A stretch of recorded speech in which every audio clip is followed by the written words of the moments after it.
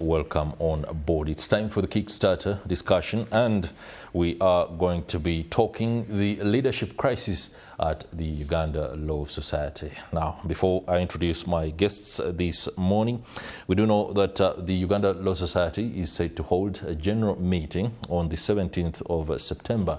And at this general meeting, a litany of requisitions have been identified as items that need to be considered. They include, among others, a requisition by one Sally Babu and other members for inter alia, the censure and removal of Philip Nabi and Godfrey Triasima from the Council of the Uganda Law Society. That is a snapshot of some of the aspects that will be talked about when the lawyers do convene for that particular meeting. But this month is also the month that the election of a new president is supposed to be done and dusted. We do understand that should have been done by the 27th, should be done rather, by the 27th of September, and then a new president will be on board. It's understood from inside sources that that process is being stifled, and that the election of a new president and cabinet is something that doesn't sit well with some actors within the state. Whether that is true remains to be seen. This morning we are joined by Eron Kiiza. He's an advocate and environmental activist. He's also seeking to become president of the Uganda Law Society. You're most welcome, Eron. Thank you very much. I look forward to serving faithfully as the next president of Uganda Law Society, and I look forward to members of Uganda Law Society exercising their democratic right to choose leaders of their choice. Okay. We are also joined by Tonny Tumukunde. He's an advocate and will be sharing insight and perspective, at least away from the presidential race. Many thanks for joining us. You're welcome, and I look forward to choosing my best leader of the Uganda Law Society. Great. Let me begin with Council Tumukunde. The reason is I want to get what should be a bird's eye view of the current state of affairs within the Uganda Law Society. I know there are many who are uneasy about the status quo.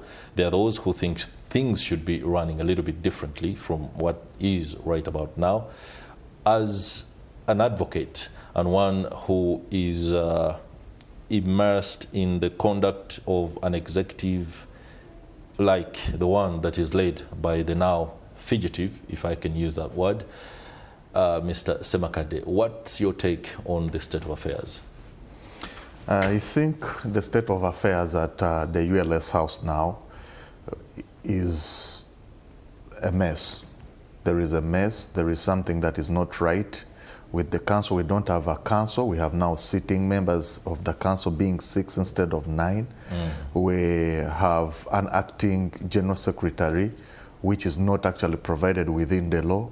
We have a high court case that has directed on the council on how to carry out its work, not actually banning meetings or stopping meetings of the council, but telling them what to do as the council and how to constitute the council, speaking about the quorum of the council. And we have very many petitions now. I've seen the one of 26th and 27th of August. I've seen some of September. I've seen communications from the vice president. I've seen very many communications coming up, which shows you that we are disorganized at the society. We do not have a president at the Uganda Law Society. Why? Because of some of these cases. Probably as a lawyer, he did not heed to the summons of court. We do not have stays and all that, so it's a mess there in the house. We really need new leadership to take it up. I would call up for new leadership. We really need a governing council. We cannot be in and out of this mess for long, for the next 1 year. Okay. Yes. Eron Kiiza, you speak about offering the legal fraternity a new sense of direction. Unchaining the bar seems to be a slogan that is, well, boding well with those that might think of the radicalism that has been exhibited by the current embattled executive. Tell us about, before your ambitions and what your plans are for the presidency, what exactly are the bonds of contention that you find right now at the Uganda Law Society that could actually form your thrust in terms of seeking presidency? We shouldn't even be debating some basic facts. The Uganda Law Society Act says every executive of Uganda Law Society, the council, is 1 year period.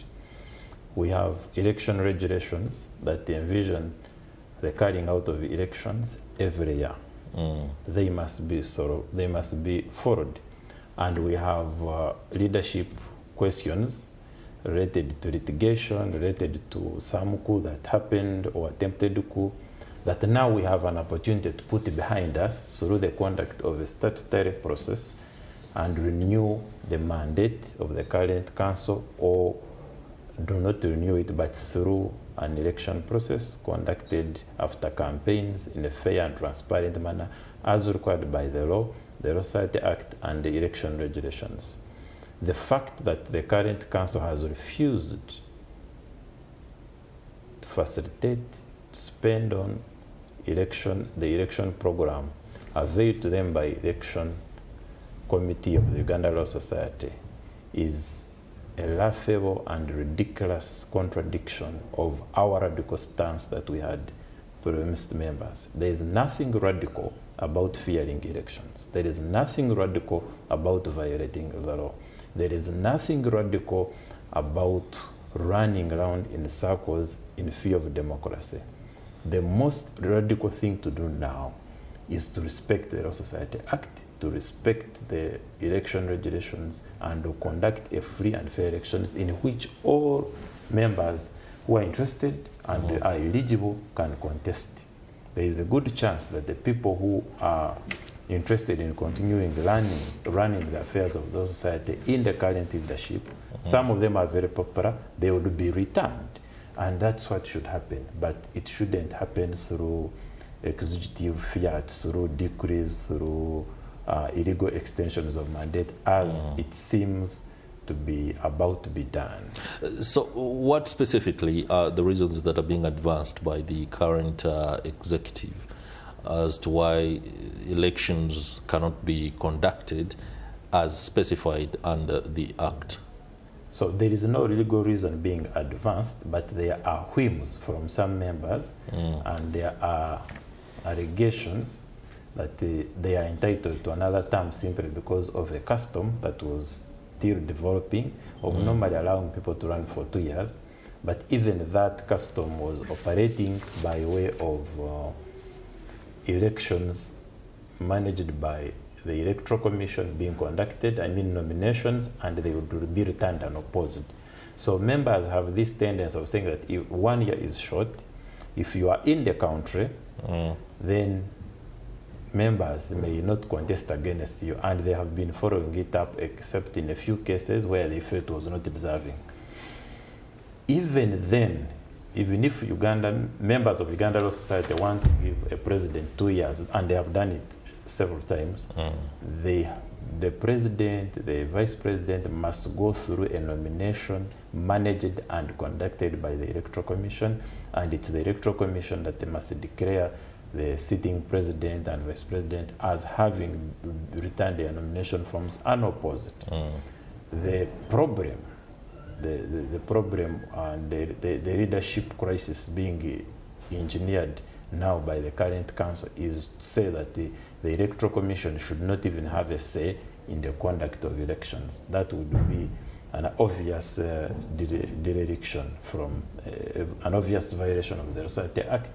It would be unconstitutional, it would be immoral even, and it would be a veering off our radical stance. When we brought the radical new bar, we promised Ugandans, we promised members that we would be sticklers for democracy, for rule of law, and the running away from democracy must be called out by us who consider as the original radicals who go beyond the rhetoric and practice democracy.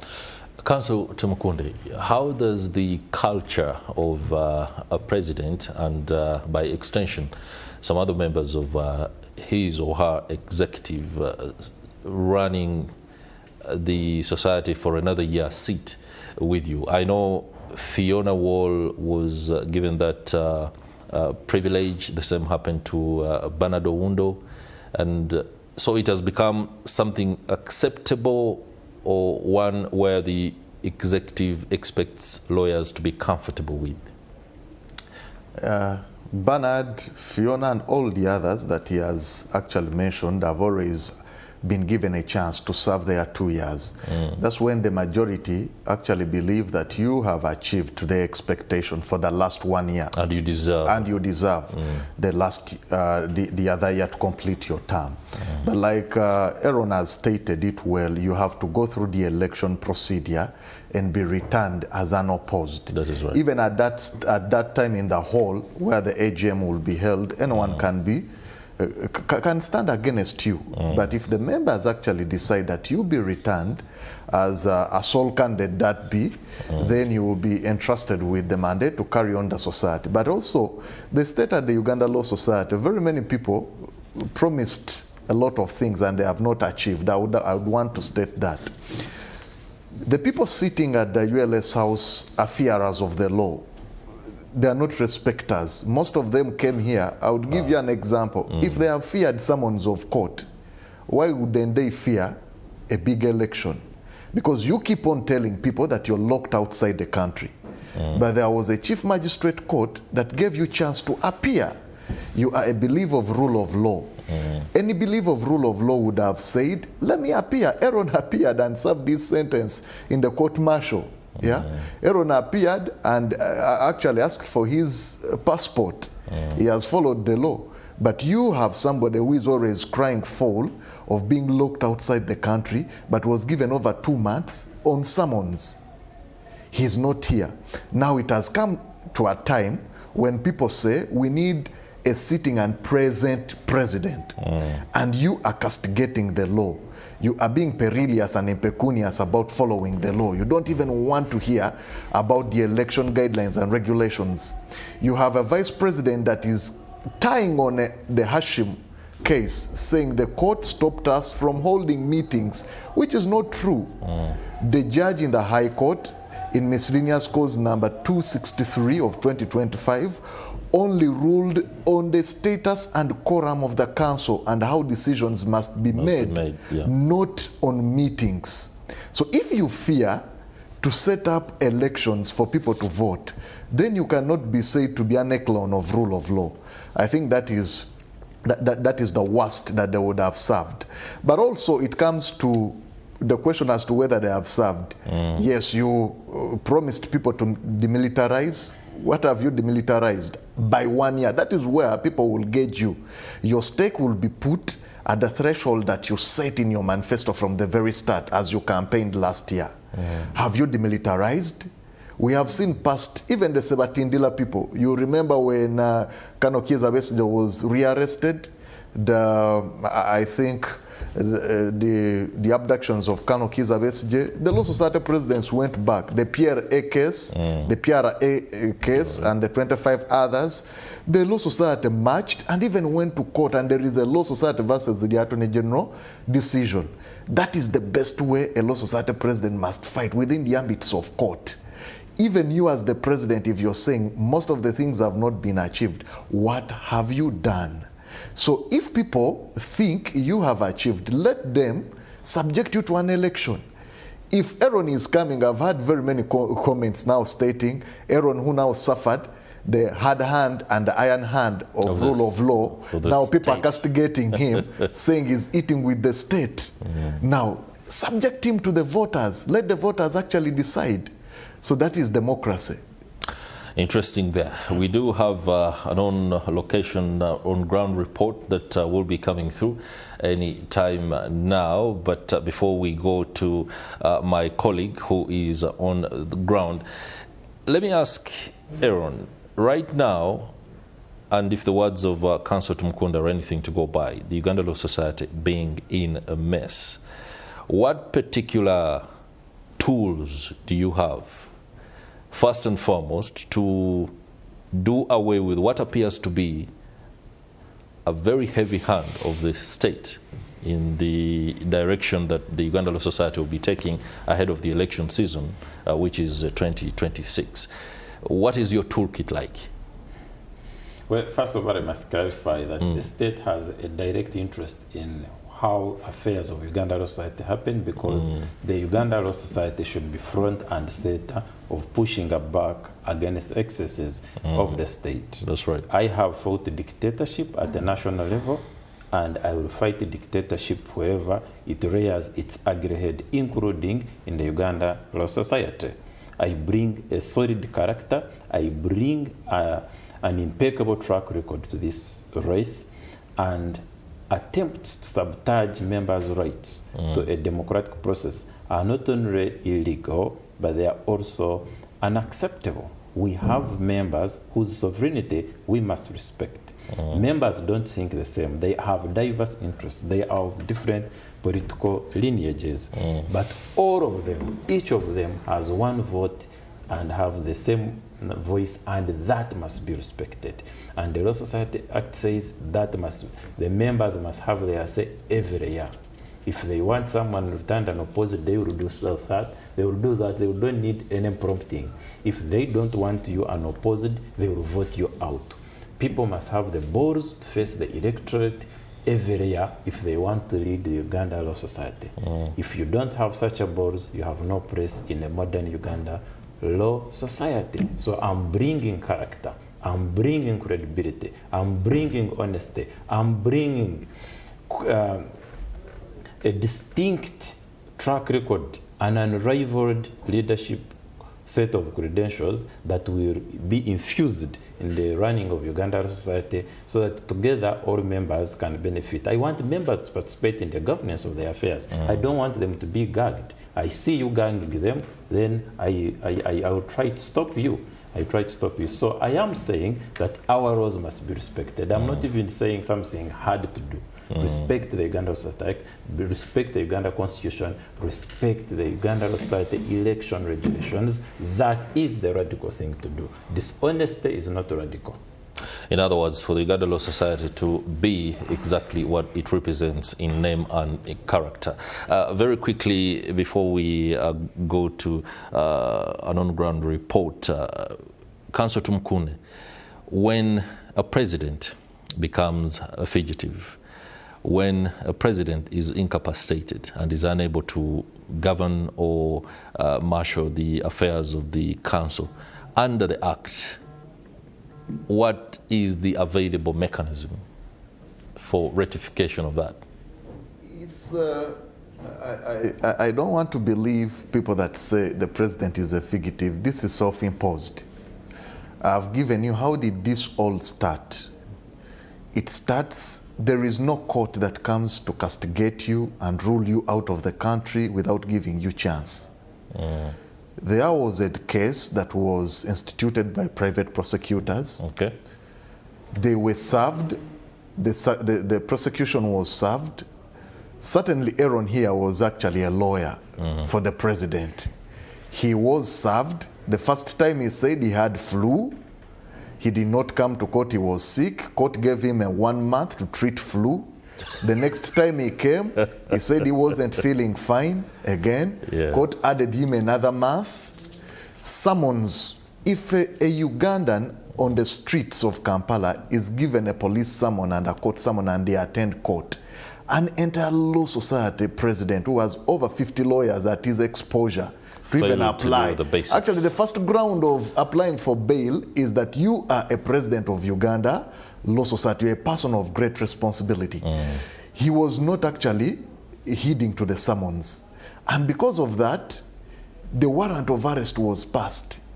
He is a person that has told the entire world that he cannot appear before judicial officers that he thinks are not fit. Are incompetent. So if you have self-imposed that exile to yourself, then how do you expect a whole society actually to fight for you. Okay, Councillor Tumukunde, I'm afraid let me go live on location in Mbarara for the very latest from there. We shall be returning to the Kickstarter a little bit later. Hello, good morning, colleague.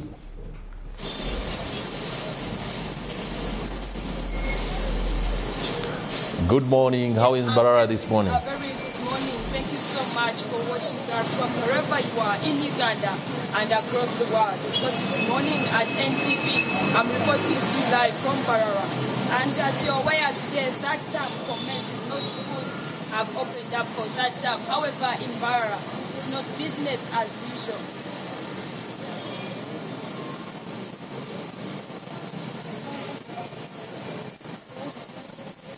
However, in Mbarara, it's not business as usual because we do not see most, students going to school. But we hope to see by the end of the day how that will be.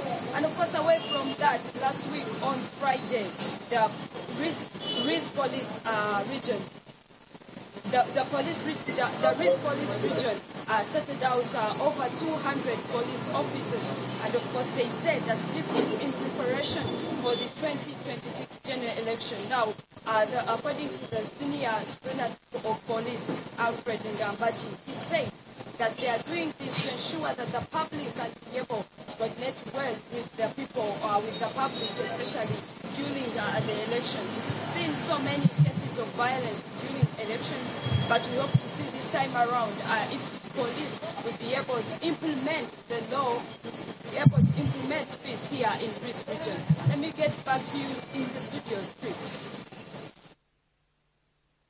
All right, thank you very much for the updates on events there in Mbarara, and let's swiftly return to the discussion on the leadership crisis at the Uganda Law Society. Before we went into the break, I'd put it to Council Tonny Tumukunde to explain to us, in the event that a president is unable to manage or lead and run matters at the society, what happens? It could be incapacitation, for example, and the Act must be very clear on how ULS must run right now. But I must be very critical of you. You didn't answer my question. You instead told me that this is a self-imposed situation that Isaac Ssemakadde brought onto himself. I want to understand, what does the Act say in circumstances like these? There is no provision as to the Act. You go to the general laws. The general laws, you either set aside, you either stay the proceedings of court or the ruling, whatever. Then alternatively, you can also appeal or set aside whatever you think is illegal, is irregular, is irrational.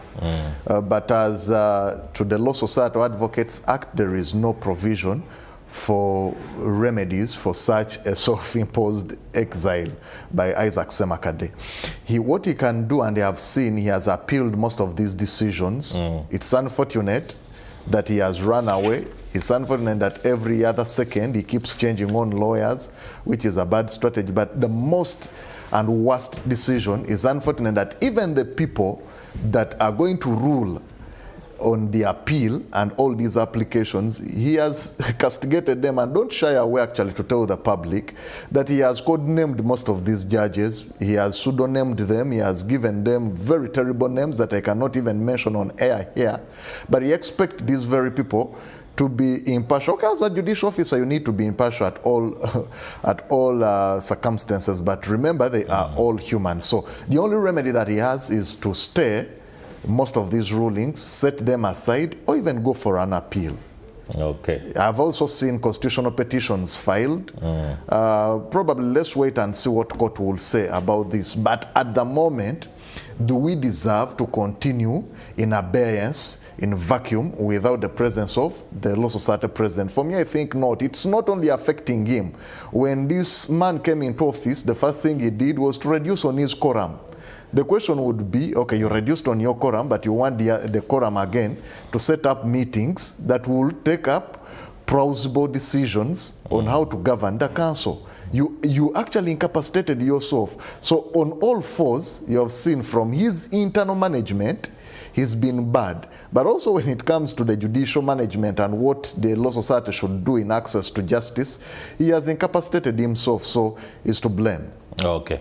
Now, Eron Kiiza, by seeking to become president of the Uganda Law Society, you're coming at a moment of heightened tensions, both within the Law Society or the legal fraternity itself, but also between the legal fraternity and the state, so to speak.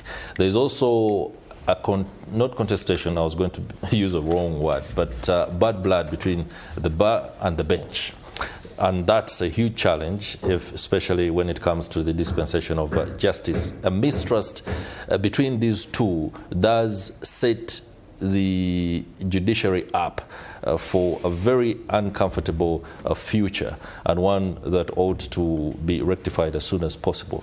Going forward, let's assume and let's imagine, for example, that the crisis that is the absence of Isaac Ssemakadde as president were not the case, and we had a law society running smoothly. What would be the agenda at this point as president, or one who is seeking to take on the mantle of leadership? Before we assume, let's deal with the reality. The exile is unfortunate of the president of Uganda Law Society, and we sympathize with that. And as first item on agenda as president of Uganda Law Society, I will ensure that he returns safely and does his work. That is a market departure from the opinion of Tumukunde. I don't want any member of the Ugandan Law Society exiled. So you understand the circumstances of his exile? It is pitiable, it's unfortunate. Whatever the cause, we shouldn't have a Uganda Law Society president exiled. That's unacceptable. And what if that president is wayward and occasions upon even if himself? Someone is wayward, the answer is not exiling them. No.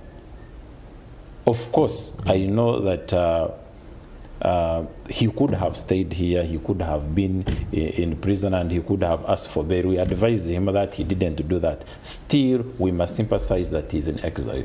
Exile is hard enough. I have clients who are in exile. That's a personal you get me? I've interacted with people in exile. I interacted with Sam Mugumya in Nairobi before he came back. We tried to restrain him from coming back here because we know the state of Uganda as is being misruled now. It's very uncomforting to he walked straight into the jaws of but he came back because home is home. People need to be in their homes, not roaming around the world because the state is a bit hostile. Shouldn't they be also law-abiding people? Of course, people should be law-abiding, but I'm saying even if they were not law-abiding, you shouldn't so treat them as to end up into exile. Okay, that's a different discussion. On the issue of the quorum of the Council of the Uganda Law Society, me, like Ssemakadde, also, I don't want the Attorney General there. I don't want the Solicitor General there. We need an independent bar. That we shall keep fighting for. So we need an independent bar. The ultimate clincher on ensuring that is amending the Law Society Act. But even before it is amended, there can be a way of having quorum without them. So we don't want the Attorney General sitting in Uganda Law Society Council. Lawyers must decide their affairs without state interference. But you asked me about the relationship between the state and the bar. The state is trying to co-opt the bar.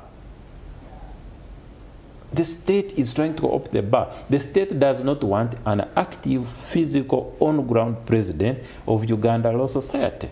When they heard I was coming, they panicked. They are happy with an absentee president. They are happy with a lame duck vice president. They are very happy. They can do business with that. We have a spate of abductions, of political persecutions. Some political dangers I'm representing personally. I must push back against that. Whether it is judicial impunity, political persecution, judicial harassment, that is the function precisely of the Law Society, to push back against and not to tolerate. The bar and the bench, there must be mutual respect. The bench must respect the bar must respect the bench. It is as simple as that. We need to corroborate. We are one family. This is a question I don't want to pose to you, because you won't give me a neutral answer. Let me pose it to Mukunde. Activism versus service. We seem to see an increasing trend. Before you answer, you are making a wrong assumption that there must be a dichotomy between activism and service. No, as if they are polar opposites, as if they are incompatible. But we've seen what appears to have been Isaac Ssemakadde's Ssemakadde is pitfall. not the definition of activism. He's not? No, he's not the definition of activism. All right. Yeah.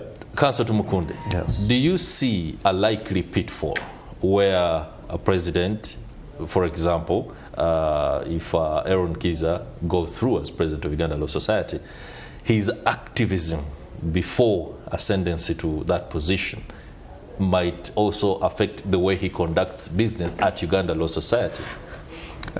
I think I will first agree with Eron Kiiza when he says the Law Society now has a feeble vice president. He called him, I think, lame vice president or lame duck vice president. I think he has now acknowledged that there is a problem at the Society House. All right. But also activism, I've known Eron to be an activist, but activism with integrity. And I think to a great extent he has done that. I disagree with activism. If you want to be an activist, and for example, you are at the Bar Bench Forum, you are fronting ideas for lawyers, it is very improbable, it is very unfortunate that you would go before a chief guest, attack them in their house, pull microphones, pull pieces of paper when they are making a speech, and you call that activism. That is disingenuity. That is actually the worst. It is indiscipline. So the president and probably most of the members that have followed him, they are echelons of indiscipline. It's not activism. You cannot tell me that activism is to call judicial officers by names of their private parts. Okay, you could say as a lawyer freedom of speech, but what of those on the Pangan bus? In law we call them, or in law we call them reasonable men. Yeah. If Eron Kiiza here becomes the Law Society president, he's not a president of only lawyers, he's a president of border people, because the Law Society president actually is seen as the echelon of justice. He's actually a president to graduates in law school. Do you want to tell me that they will be happy to listen to such words being fronted? There was a space, I think, 2 days back.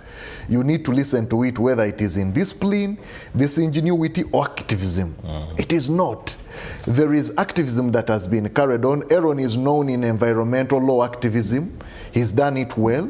I've not seen him disrespect very many people. All right. Gentlemen, I'm afraid that we are out of time, but many thanks for the insights into the crisis at Uganda Law Society. We do hope that everything can be done to rectify that, including the fact that an election can be held as required under the set law or regulation.